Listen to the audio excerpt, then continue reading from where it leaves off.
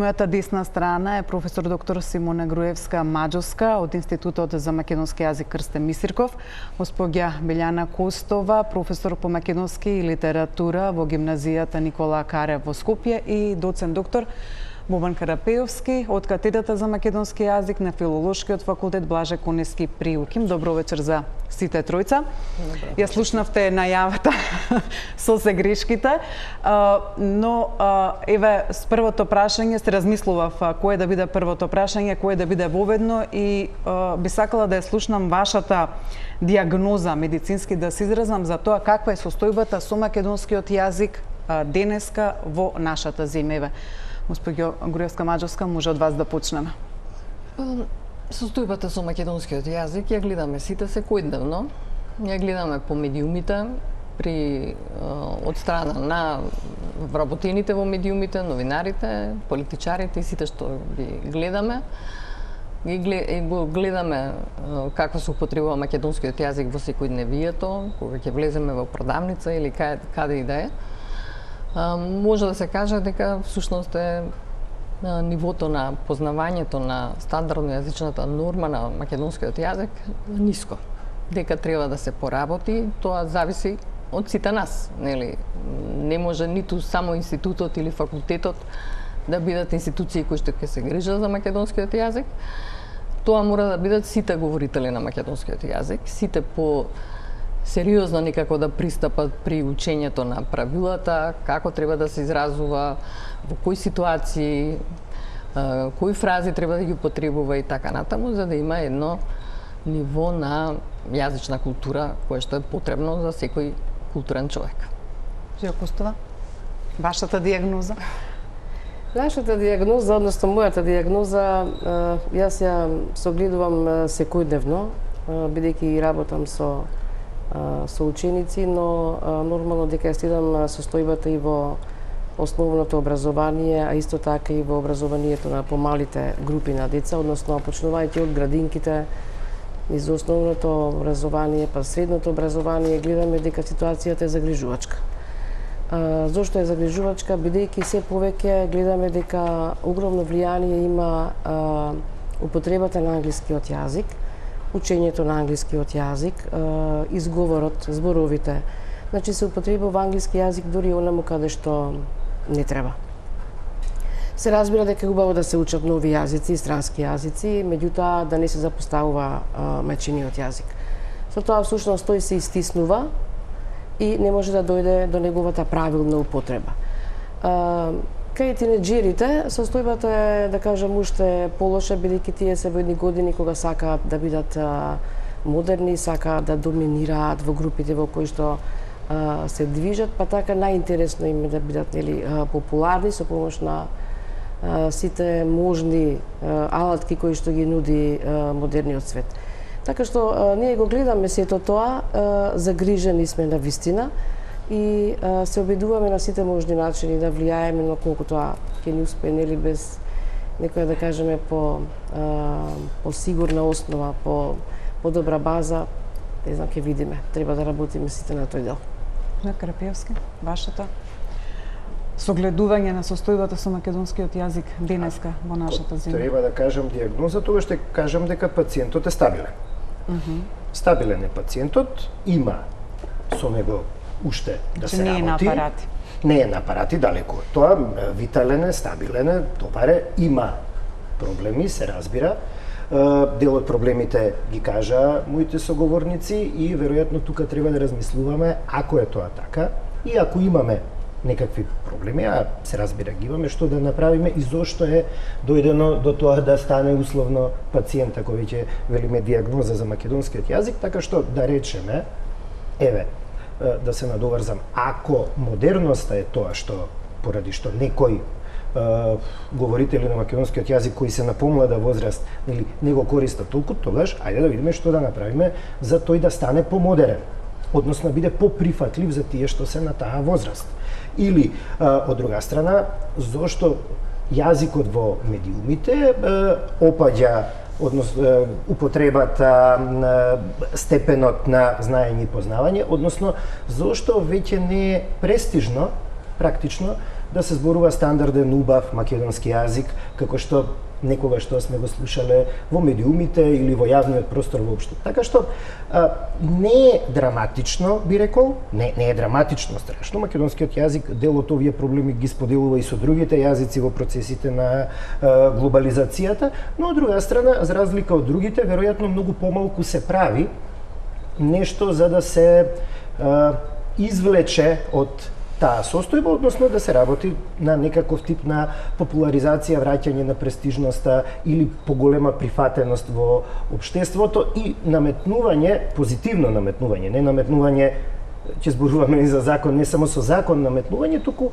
општо едно позитивно, афирмативно наметнување на правилната употреба на македонскиот јазик, на убавото зборување, нешто што едно општество кога добро би ги поставиле работите и во делот на културата и на образованието, тоа би го ценело. Всушност, луѓето што би го употребувале тој јазик би наишле на некакво пошироко, не само прифаќање, туку и, ја наречам, воодушевување, но тоа го имав како впечаток порано или претходно, дека некој кога убаво, правилно, да речеме, зборува, дека тоа се гледа на тој со една доза на респект. Па, да речеме, така. А како стигнавме до таму? Еве, младите, за да бидат модерни, влезот на англискиот јазик, но како реално стигнавме до таму да не си го користиме мајчиниот јазик на она ниво на кое стандарден јазик би требало? Никој не зборува за, не знам, на некое научно ниво, но сепак доаѓате сите тројца од три сфери кои се грижи за македонскиот јазик и како стигнавме до тука да констатираме вакви проблеми со состојбата со македонскиот јазик? Па еве, ова со англискиот јазик е посебна тема и не е само кај нас, како што кажа колегата, со тоа се соочуваат сите јазици кои што не се англиски. Значи сите останати јазици, да речеме, веројатно сите. Јасно е, значи англискиот јазик е доминантен во светот, се бара неговото знаење преку интернет, нели, на англиски, сите пронаоѓаме нешто и така натаму, така што тој се наметна едноставно како доминантен или така наречен лингва франка на денешницата. Но кај нас овде има и една друга, особено за мене, лоша состојба,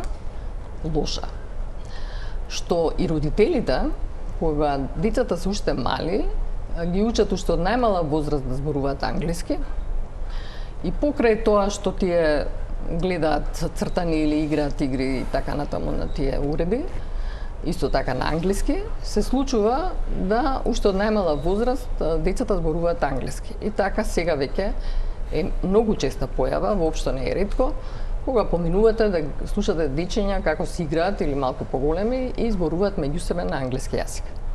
Значи, дел е од она влијание од дигиталните технологии, ама дел е и од родителите, бидејќи уште од мали сакаат да ги научат да знаат англиски јазик, да бројат до 10 на англиски, уште не научиле на македонски до 10.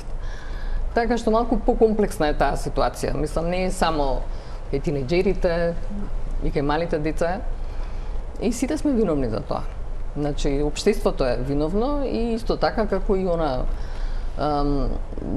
во последните години, нели, желбата да се излезе да се отиде од Македонија во странство, па ќе му треба на детето да научи англиски или во последно време и германски јазик и така натаму, така што некако сите како да се подготвуваат или си подготвуваат децата да ја напуштат татковината.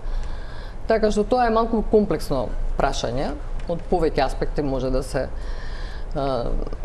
се расправа за ова, но и целосното некако опаѓање на авторитетите последниве години. Она што кажа колегата дека порано од медиумите ние слушавме еден прекрасен македонски јазик без никакви грешки, една убава дикција и така натаму, тоа сега веќе го нема. Слушаме се и се што по медиумите, нели? И сето тоа многу влијае. Затоа јас секој пат кажувам дека медиумите треба да сватат колку сериозна улога имаат во зачувувањето на македонскиот јазик. Дека тие се присутни во животите на сите. И ако секојдневно слушаме некои зборови или начин на акцентирање погрешен и така натаму, тоа си влегува во ушите. Да, како велат, она што го слушаш, почнуваш да го... така што улогата на медиумите навистина голема во зачувувањето. Но Костова, вие работите со тинеџерите директно, освен со овој проблем на англискиот јазик, дали постои кај нив желба подлабока за изучување на македонскиот текст, за учење, за запознавање, или тоа само така кај нив е предмет мора да се заврши, нели, да се добие 5-ка, 4-ка на крај?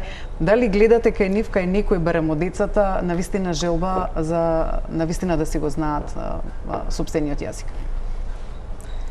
Па, можам да кажам дека со задоволство имаме такви ученици кои што навистина го сакаат и го почитуваат својот мајчин јазик и се трудат и правилно да пишуваат, и правилно да говорат, и да го негуваат македонскиот јазик, и навистина сме среќни што може да кажеме дека има се уште такви ученици.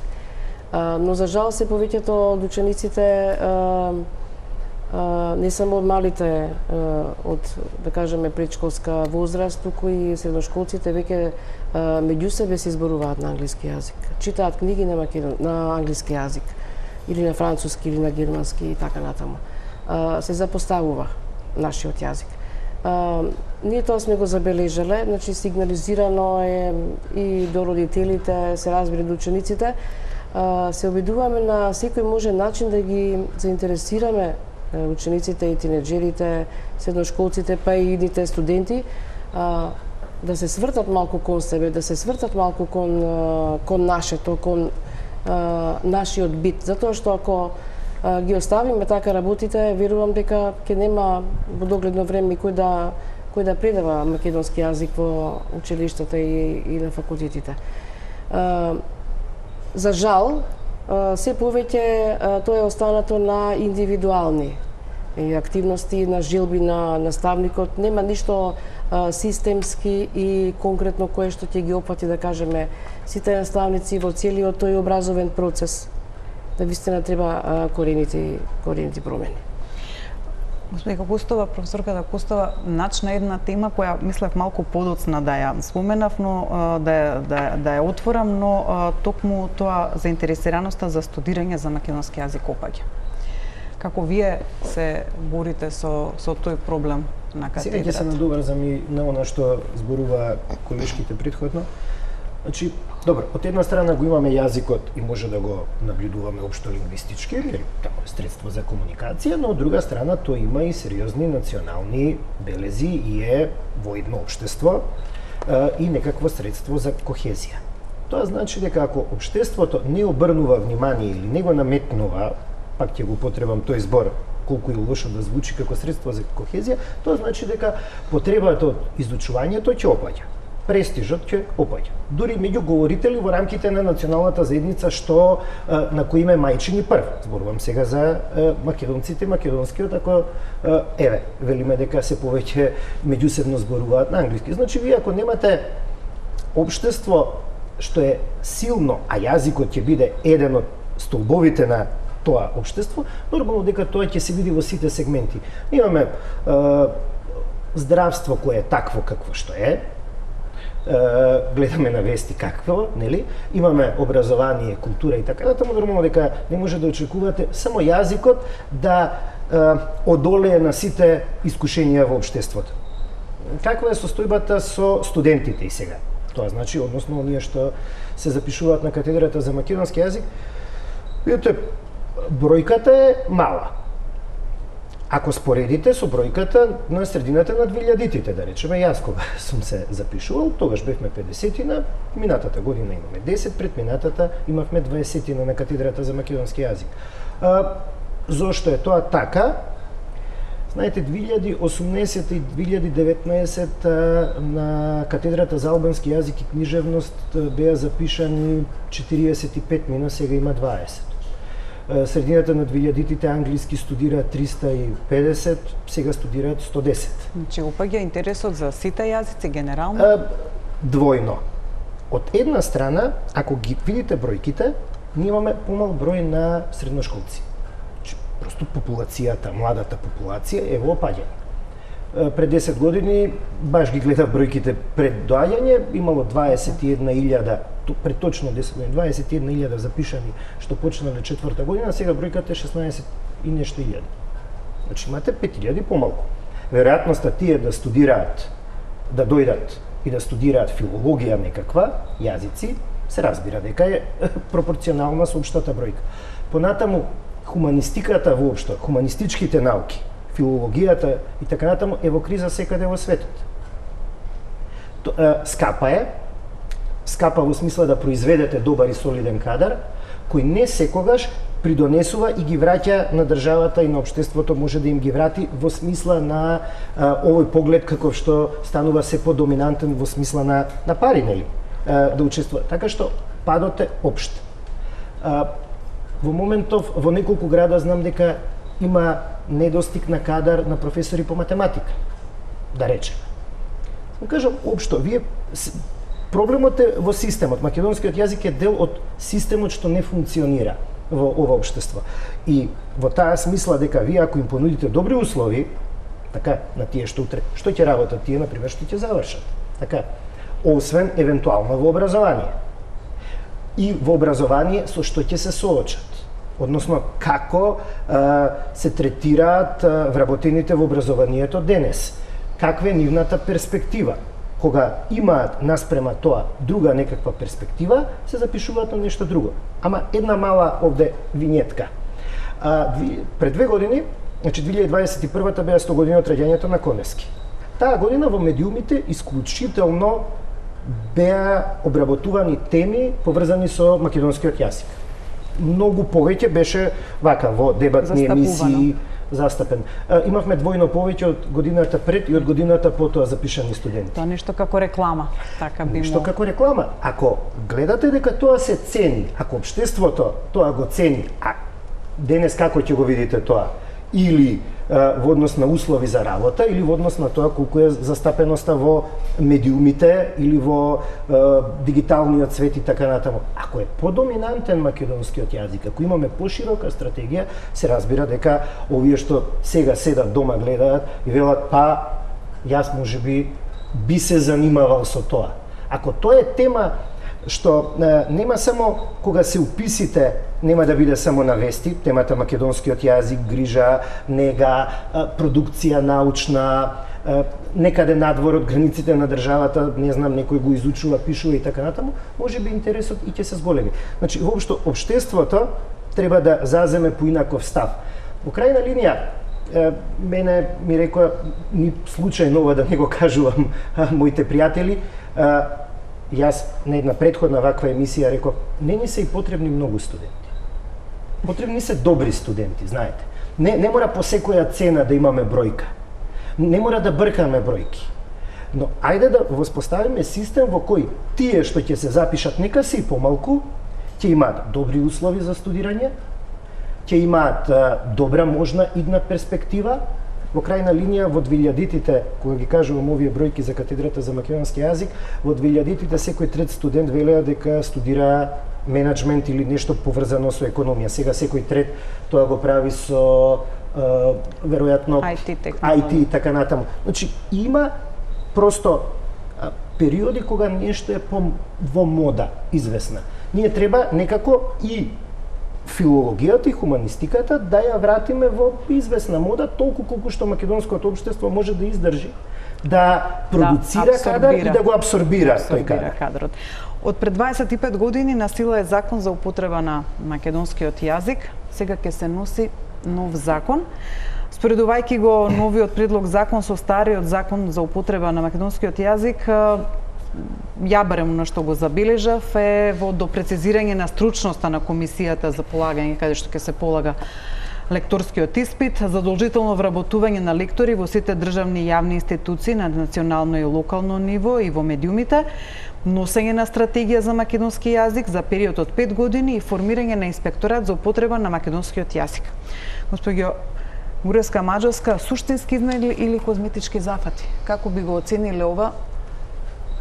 Па, вака сега како да го оценам. Овој текст на предлог закон, односно закон за употребата на македонскиот јазик е подобар од тој пред 2-3 години што го гледавме. Во секој случај подобрен. Исто така имаше една јавна расправа на која што кажувавме за белешки, па доста од тие гледам се прифатени, да. Но јас и на јавната расправа, и сега пак ќе кажам, малку ми е само во носење како, да речеме, одговор на оној закон за употреба на јазиците, што беше донесен, за кој што нели имаше многу реакции од стручната јавност. Реакции кои што беа оправдани, бидејќи нели тој закон добија од Венецијанската комисија 20-30 страници за белешки, за кои што сите молчат. Значи сепак била оправдана реакцијата. И некако ми личи дека во тој закон има инспекторат и сега ајде за македонскиот јазик да има инспекторат. Реалноста е дека тој закон е под Министерството за правда и тој инспекторат, а ово е под Министерството за култура. Јас еве да бидам барем малку оптимист и да речам дека можеби со тој инспекторат малку ќе се подигне грижата за македонскиот јазик, но ние имавме закон од 98 година и таму имаше исто така запишано дека не сме да се објавуваат нелекторирани текстови и така натаму. Меѓутоа никој не го спроведуваше тој закон. Не само тој закон, туку ни уставот не го спроведува, затоа што имаме нели во практиката кршење на уставот со малцински јазици. Ќе прекинам тука да и самиот поднесувач во Министерството за култура констатира дека претходниот закон не се спроведувал, така да малку е зошто ако претходниот не се спроведувал, очекуваме дека овој би се спроведувал. Да, тоа прашање и мене ми се поставува, како досега не се спроведуваше тој закон, што па сега ќе се спроведува овој новиот закон. Но да оставиме еве на времето да видиме дали навистина нешто ќе се преземе, бидејќи јас не знам дека некој претходно бил казнет, некоја институција за нелекториран објавен текст, издавачка куќа и така натаму, дека некој направил некогаш инспекција дали се спроведува тој закон. Јас не знам за тоа, можеби не сум информирана и затоа малку сум со резерва дека што сега така наеднаш ќе се смени, па сега овој закон ќе се почитува кога претходниот не се почитуваше. Има убави работи во овој закон, стипендирање студенти што студираат нели македонистика, малку по-детално се некои работи напишани, а како ќе се спроведува и колку вистински ќе има некаков ефект во за подигање на нивото на македонскиот јазик во официјална употреба особено, ќе оставиме времето да покаже. Мене малку ми личи дека е така пандан на тој другиот закон, дека е така. За тој закон што е всушност за албанскиот јазик, сега еве ќе донесеме и за македонскиот. Таму имаме инспекторат, еве сега и овде ќе имаме инспекторат. Но суштински промени некакви еве да оставиме на времето да видиме дали прво на вистина да се донесе да се изгласа дали па на вистина ќе има некаква промена или е само на како велат она мртво слово на хартија.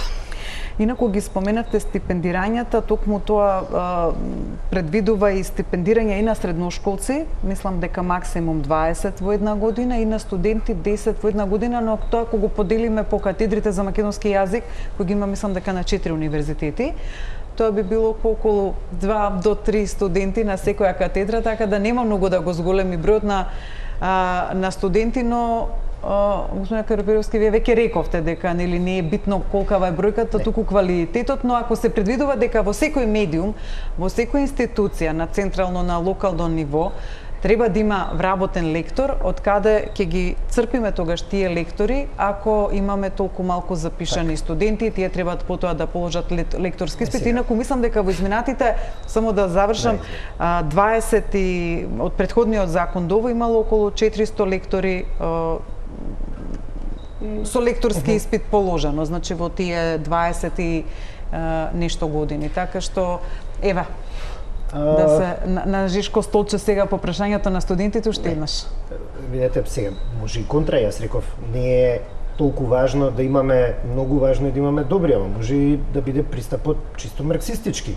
што повеќе, поголема е шансата да бидат добри, така? Ако има поголема бројка, веројатноста... Мене самиот закон, сакам да кажам, и контрадикторно е тука во делот на стипендирање, значи 10 стипендии за прва година, значи студенти на до дипломски, а се очекува да има лектори во секоја институција во нашата држава на локално и на централно ниво. Значи од каде ќе ги црпиме ако нели толку малку вложувам?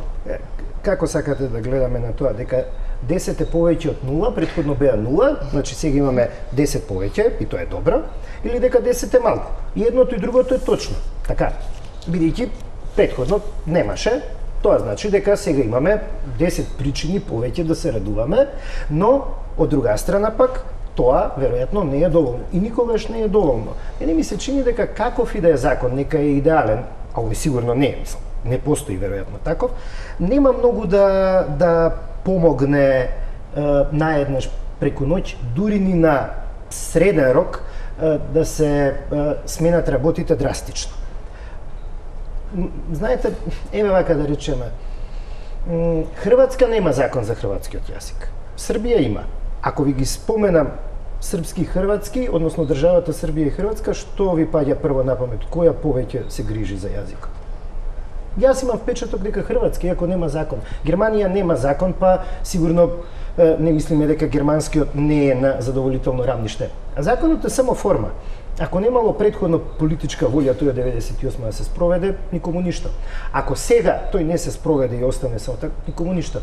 Тоа што е овде добро е, јас не мислам дека законот е лош, дека законот е, но не, законот е солиден. Не, законот никој не вели дека е лош, туку колку нуди на вистина решение на проблемите кои ги лоциравме на почетокот. Законот самиот по себе не може да ги реши проблемите и нема да ги реши ако за тоа нема волја и ако не се операционализира. Во смисла на тоа дека многу е за мене поважно ние да можеме некои од нашите сериозни трудови, ми паѓа прво на памет, дека кога ја пишува сопствената дисертација, користев во врска со членот во бугарскиот литература на англиски.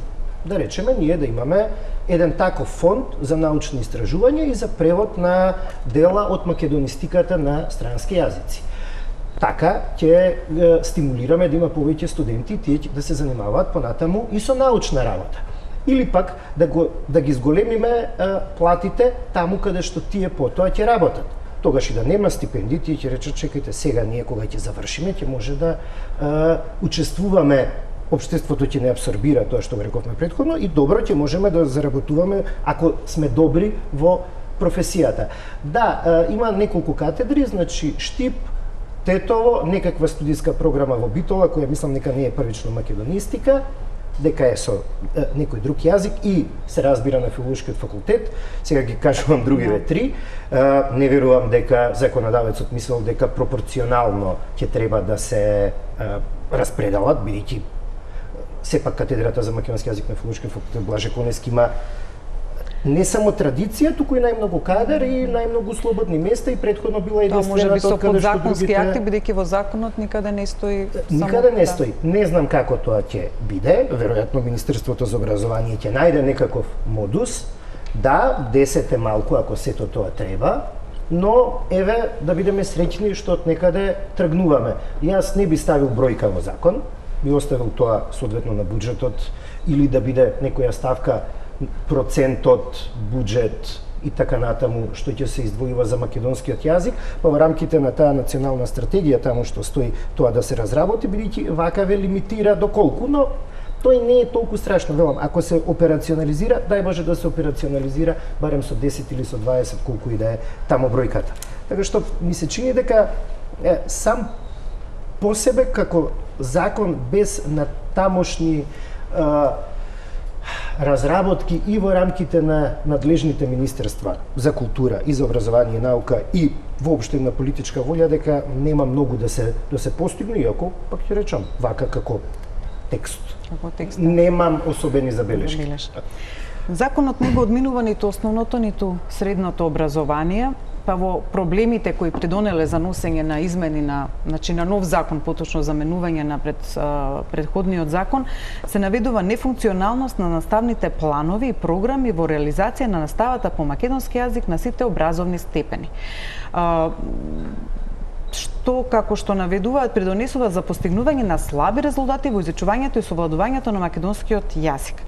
Па се во предлогот понатака во законот се предлага правилна употреба на македонскиот стандарден македонски јазик со дообука на кадрот на сите степени во образовниот процес, но никаде не се споменуваат, иако ги лоцираат наставните програми и планови како проблем, во законот никаде не се споменуваат како нешто што треба да се менува. Ова мене малку ме наликува како на народната кадија те тужи, кадија те суди.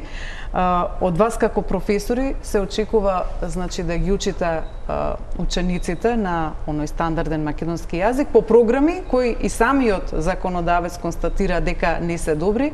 Значи, останува ова на самиот афинитет и желба на професорот, програмите и плановите на кои вие не влијаете, како што ми изгледа ќе се останат исти. Кој е вашиот коментар? Јас мислам дека не е лошо ова исчекор кон тоа да се донесе нов закон за македонскиот јазик. Сепак е тоа нели еден чекор за заштита на македонскиот јазик и треба да го поздравиме. Мислам дека е во собраниска процедура, колку што сум информирана. Мислам дека е се уште. И претпоставувам дека еден чекор за да се дооформат сите овие процеси низ кои што ние сите поменуваме, значи во основно, средно и во високо образование. Поаѓајќи од тоа дека се нужни промени, се разбира дека промените мора да ги зафатат и основното образование, а најмногу средното образование. Бидејќи гледаме дека во основното образование веќе има некои нови современи програми кои што треба да започнат од едната учебна година. Средното образование се уште нема никаква промена наназад со години. Учебниците се, мислам, веќе застарени. Веќе тоа сите го имаме абсолвирано како професори по македонски јазик и литература во средно образование. Меѓутоа, јас колку што сум информирана, мислам дека наставните програми ќе се менуваат, да. Но еве да бидеме оптимисти дека ќе биде тоа во што пократок можен рок, бидејќи времето на вистина не гази. Освен наставните програми, тука треба да се опфатат и наставните планови и се разбира во делот на средното образование имаме и во наставни активности и проектни активности. Мислам дека овој дел е запоставен со оглед на тоа што може да донесе многу придобивки на учениците, на професорите, на средното и на високото образование.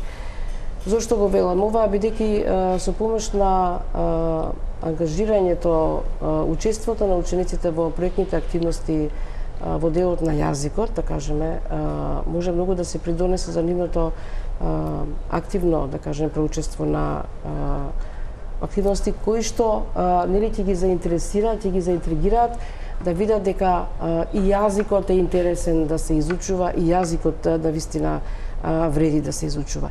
Така што мислам дека овој закон нуди можности кои што треба да ги искористиме. Треба да се изгласа, се надевам дека ќе најдат сили да го изгласаат што побрзо, за да можеме потоа нели да ги почнеме процесите кои што се важни за целото образование. Ако не почнеме од промена на наставната програма, тогаш само ќе тапкаме во место. Наставната програма навистина ќе остане сцена само на афинитетот на професорот и желбата. Во делот на македонскиот јазик навистина треба големи промени. Поаѓајќи од тоа дека треба да се изучуваат многу повеќе македонски автори, треба многу повеќе внимание да се обрне на македонскиот јазик, на неговата историја, на лексикологија, на фразеологија и така натаму. Да не должам. Доволни ли се 4 часа во гимназија неделно? Мислам дека толку има. Да, и 3 во стручните училишта неделно часови по македонски јазик. Доволно ли е тоа? Можеби треба, дали сметате дека можеби треба да се и фондот на часови по македонски јазик да се зголеми? Не е доволно. Ние како Сдружение на наставници по македонски јазик имавме пред неколку години иницијатива да се зголеми бројот на часовите на македонски јазик, со тоа што ќе има секој ден, односно 5 часа неделно во гимназиското образование и 4 часа во стручното образование, но за жал нашата иницијатива некако не знам, замра или некаде во некоја филка заврши, не сум сигурна. Не најдена. Но знам дека нема, мислам, од тоа не се реализираше ништо, но секогаш сме за тоа да јазикот што повеќе се изучува со поголем број на часови. Стоиме на тоа и мислиме дека е тоа неопходно. Кога зборуваме за бројот на часови, ги разлистав наставните планови и програми на повеќе студиски програми на факултетите на УКИМ и дури непријатно се изненадив дека македонскиот јазик не се изучува речиси на никој на филолошкиот факултет и на сродните, нели, на македонската катедра и другите катедри дека се изучува, дури на студиите по новинарство во прва година е застапен со само еден семестар. Пред 15 на години беше со 3 семестри, пред 30 години, кога јас студирав, беше со 6 семестри, тоа се 3 години се учеше. Сега со буквално еден семестар по другите, значи архитектонски, медицина, економски, земјоделски немаат македонски јазик. Има англиски, има делове на англиски, има странски јазик, но нема македонски. За какво тогаш заштита и унапредување зборуваме кога во високото образование го немаме македонскиот јазик? Тоа се тие суштински работи кои што треба да се менуваат. Затоа, еве, со колегата се согласивме дека со носење закон нема нешто, нели, ако нека се донесе законот, но нема суштински ништо да се смени со тој закон. Кога еве имаме вакви ситуации, ние одамна зборуваме вака колегите дека треба македонски јазик да има на сите факултети, затоа што еве и во образованието. Можеби професорот или наставникот по македонски јазик го знае стандардниот јазик, но се случува по другите предмети, наставниците кои што и професорите се од други области да не го познаваат и сега вие имате еден ден училиштен во кој што имате еден час македонски каде што професорот зборува така како што треба, ама слушате уште 3-4 часа со професори кои што не го знаат стандард. Значи, тоа еден исчекор напред би било да се воведе македонскиот јазик на сите факултети, нели, за тоа што тој е официјален јазик и мора, како што и во овој закон пишува, а и во уставот, е задолжителен за сите граѓани на Македонија. Така што ние не може да се срекаваме со ситуации во кои што во официјални институции наидуваме на луѓе кои што не го познаваат македонскиот јазик, а па уште помалку стандардниот македонски јазик. Така што тука треба многу повеќе во практиката да се действува, да се променат некои суштински нешта за да имаме некој исчекор понатаму. Јас тука морам да го кажам за да не го заборавам. Состојбата со правописот на македонскиот јазик, бидејќи тој не е суштински, нели, кога сакаме нешто да напишеме. Кој беше направен? Во 2015 година излезе нов, проширен, дополнет правопис на македонскиот јазик. Во 2017 беше второто издание. Потоа ние авторите кои што се цели 48-от има и за транскрипција од странски јазици, нели? И редакцијата и го отстапивме правописот на владата за да го стави онлайн и да биде достапен за сите и нели бесплатно да се користи. Но веќе неколку месеци таа страница не функционира. Сега е оваа дискрепанца, да ја кажам, ќе се носи закон за заштита, а вие немате правопис.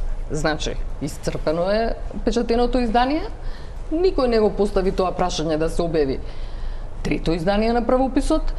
Исто така никој не го постави никогаш тоа прашање дека тој правопис треба државата да го подели по сите училишта, нели, како што треба да биде достапен на сите. Значи такво нешто не се спомна ниту за првите две изданија. Значи никој не спомнува за трето издание, И исто така и онлайн Го нема во електронско да, издание. го нема во електронско. Значи ние сме во ситуација кога немам некој што сака, еве бидејќи мене ми се јавуваат каде да најдеме, каде да купиме, нема да се купи.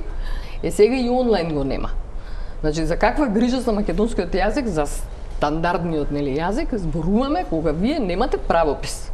Значи ако сакате да покажете дека се грижите за македонскиот јазик, значи не треба еве јас вака на телевизија да повикувам некој да правописот да го врати да го од најдеме страницата, каде се изгуби правописот. Или дека треба да се издаде трето издание бидејќи е исцрпен. Значи за каква грижа зборуваме? Или само за политички поени или не знам што. Значи затоа суштински нешто треба да се направи. Еве правопис, слушам дека ќе се прави правописен речник, дај Боже да се направи, нека се направи бидејќи тој стариот е навистина мал по обем. Има многу нови зборови. Се надевам дека ќе биде и тоа, но правописот да нема некој да го купи или да не е достапен ниту онлайн, значи тоа е навистина негрижа за македонскиот јазик. Тоа никој закон нема да го испера. Карапевски, каде го загубивме македонскиот јазик по пат во високото образование? Да, но претходното само, ако да. може, сосема кратко, допред неколку акредитации, македонскиот јазик го имаше на во сите студиски програми што беа на така наречените наставнички факултети, односно тие што беа излегуваа како кадар што можеше да работи во образование, да речеме, не знам, хемија, па имате професор по хемија, па не знам, факултет за физичка култура, па професор по физичко воспитување. Колку што знам, во подготовката на овој закон се зборуваше за такво нешто, но исто така колку што знам, на крајот се дојде до технички проблем, а тоа е дека не може со овој закон да регулирате материја од делот на високото образование. Исто така колку што знам, ова се е, нели, така. Универзитетот Свети Кирил и Методи во основа има волја да врати да го врати овој предмет, да речам, во другите студиски програми. Во моментов процес на реакредитација, не знам колку ќе се врати. Знам дека на факултетот за драмски уметности се врати како задолжителен предмет. Можам да ви кажам дека таму драмските актери слушаат 4 семестри, дека режисерите слушаат 2, дека има некаков тип на изборен предмет на машинскиот, ако не се лажам, или на електро, кој е од таков тип, да речам, повеќе. Така што, каде се изгуби? Се изгуби веројатно во сите можни реформи. Ние почнуваме да реформираме и никогаш не сме завршили во основното и во средното образование, не сме завршили ни реформи, па да ги евалуираме и потоа кога ќе ги евалуираме да видиме дали е добро или лошо. Ние цело време на реформите правиме реформи. Ние реформираме студиски програми, ние реформираме начин на кој ни е поставено високото образование, на кој ни е поставено основното и средното, и во сето тоа се губат некои вакви работи. Мислам дека многу лесно може сето тоа да се реши, барем да се почне со ова. На така наречените наставнички факултети, па ќе речем условно ова, нели, така ги викавме барем, онаму тие што произведуваат кадар што понатаму влегува во образование, таму барем да се врати македонскиот јазик. Се разбира, тоа нема да биде во форма како што се изучува на филолошкиот факултет, така? Тоа ќе биде друг тип на курикулум, на студиска програма, но фино би било да се врати на тие факултети со соодветна студиска програма за она што ќе им треба на тие што ќе завршат понатаму, не знам, на физика, да речеме, кога ќе влезат во процесот на во образовниот процес. Добро, тоа сигурно претпоставам дека важи и за таму каде што се изучува новинарство и медиумите, бидејќи критиките се упатени многу често кон новинарите со целосно право, се согласувам, но ете, констатиравме дека и таму македонскиот јазик не се изучува на ниво на кој би требало. Тука ќе направиме мала пауза за реклами и одиме во завршницата на Топ тема.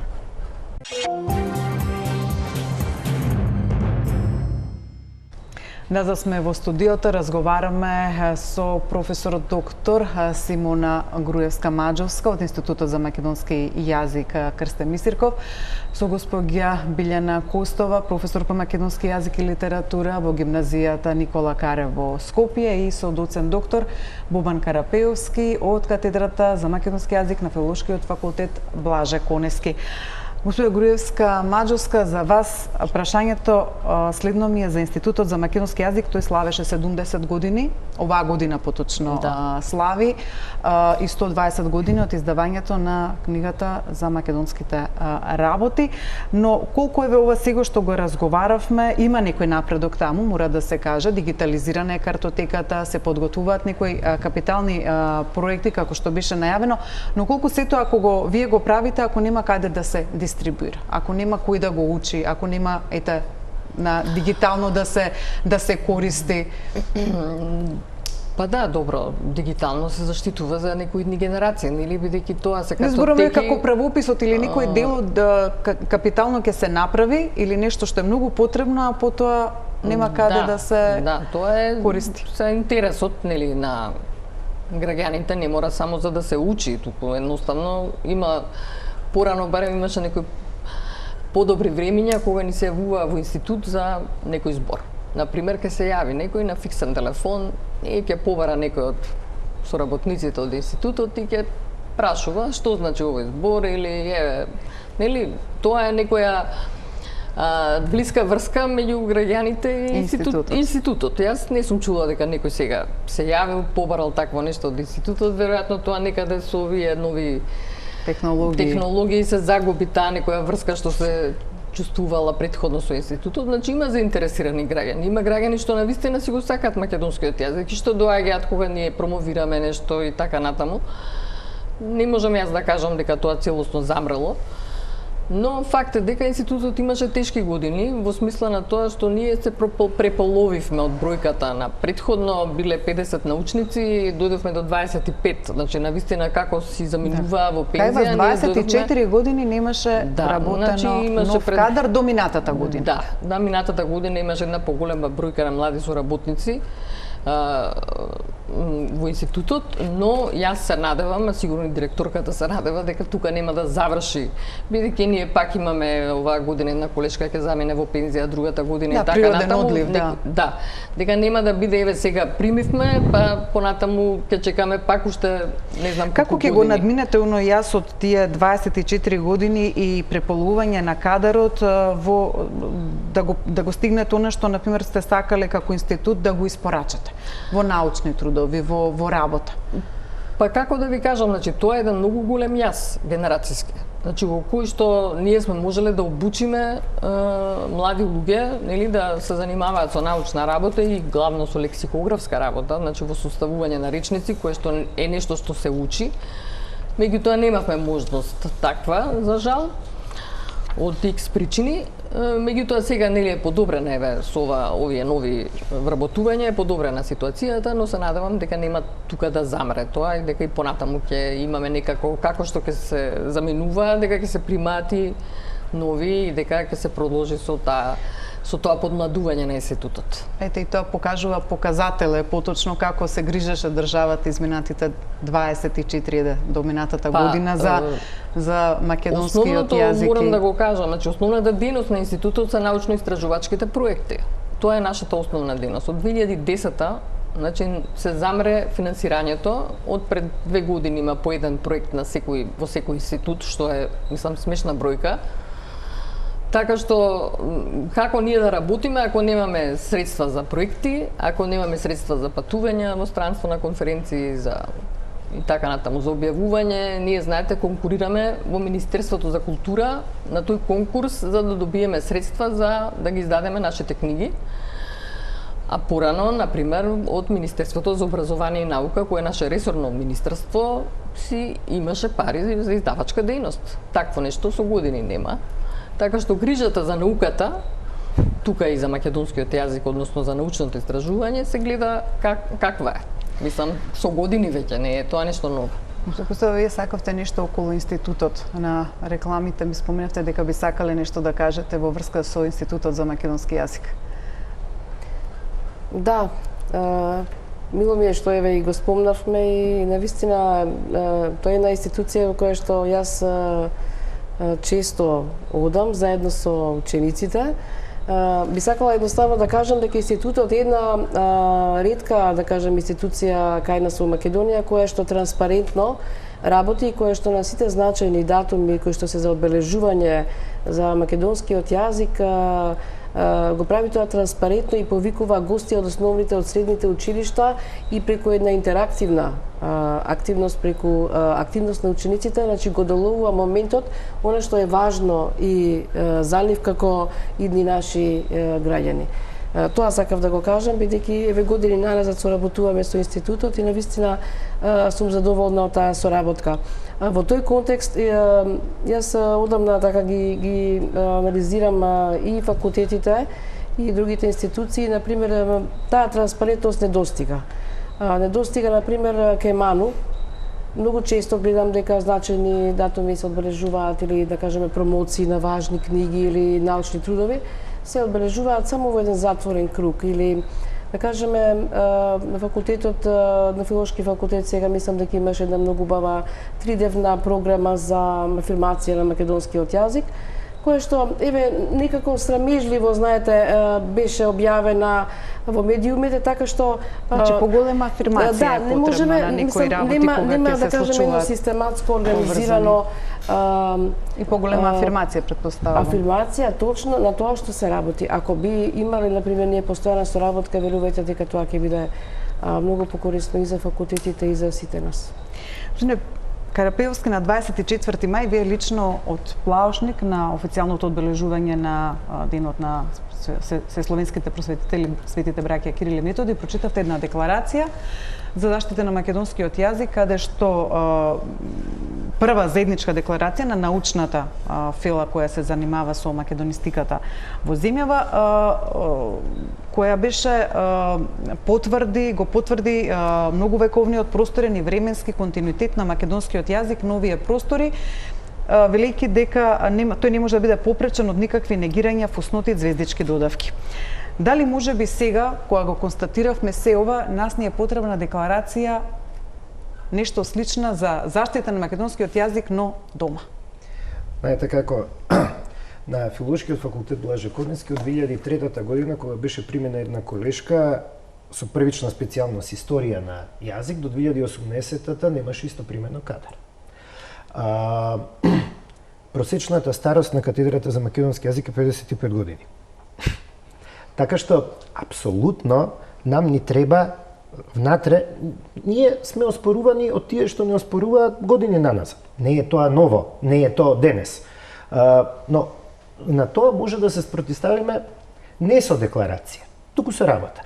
Со сериозна работа и со сериозна стратегија и тактика, во смисла на тоа дека ни требаат луѓе, ни треба кадар, ама ни треба кадар што во континуитет ќе се прима во институтите, не наеднаш, бидејќи вие кога имате наеднаш имате проблем каде да го најдете тој кадар наеднаш да дојде во некоја институција, природен еден процес на подмладување, на работа, на истражување, на учество воопшто во општествениот живот. Само така можеме да се заштитиме. Таа декларација всушност беше произлезе од кога беше договорот за Фронтекс, кога двете страни, бугарската и македонската, дадоа своји еднострани изјави, каде што имаше една, би рекол, несмасна од македонска страна изјава и ние на тој начин тогаш излеговме со еден текст кој практично ми се чинија пополни дупката што официјалниот државен протокол некако не успеа во давањето како одговор на бугарската декларација, тоа некако да го амортизира од таа страна. Ова, затоа беше на 24 мај прочитаното, во основа ги содржеше тие ставови од тогаш кога без, мислам, некакви задршки, сите застанаа за тоа. За внатре ни треба еден друг тип на стратегија, со декларации нема нешто многу, ми се чини, да постигнеме. И пред да се одјавиме, навистина по една реченица од секој од вас би сакала да слушнам која е днината на македонскиот јазик. Мудревско-мажарско од вас како Таа е сигурна се додека не има нас македонците се разбира и македонскиот јазик ќе постои. Тоа колку ќе биде, да речеме, нели, стандардно езичната норма на кое ниво ќе биде, тоа е друго прашање. Македонскиот јазик додека сме ние живи ќе постои. Костова? Интересно прашање како за крај. Па тука ќе го споменам нашиот Блаже Конески и неговата многу мудра и многу далековидна мисла дека јазикот е нашата татковина. И мислам дека на тоа треба да се држиме сите ние, посебно да ги насочуваме и младите луѓе. На Крапевски?